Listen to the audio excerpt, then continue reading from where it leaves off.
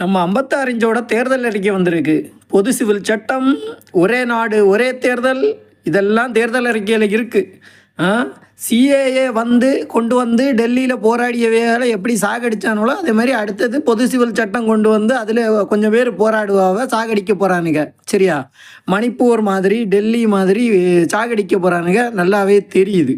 ஆ 2வதா என்னன்னா, 2014ல சொன்ன 15,00,000 2,00,00,000 வேலை, பெட்ரோல் 50, டீசல் 40, சமையல் கேஸ் 300 இதெல்லாம் அறுத்து தள்ளிட்டாரு. இப்போ அடுத்தது கேரண்டி கொடுக்க வந்திருக்காரு. இவர் கேரண்டியை நம்பி நீங்கள் எல்லாம் ஓட்டு போடுங்க, அமோகமாக இருக்கும். சரியா?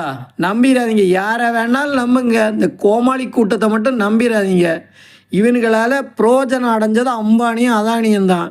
அவனுங்களுக்கு ஏதாவது இவனுக்கு தேர்தல் அறிக்கை குறிப்பாக இவனுக்கு பண்ணுவானுங்கன்னு பண்ணுறோன்னு சொல்கிறதெல்லாம் அவனுங்களுக்கு பண்ணுவானுங்கன்னு எடுத்துக்க வேண்டிய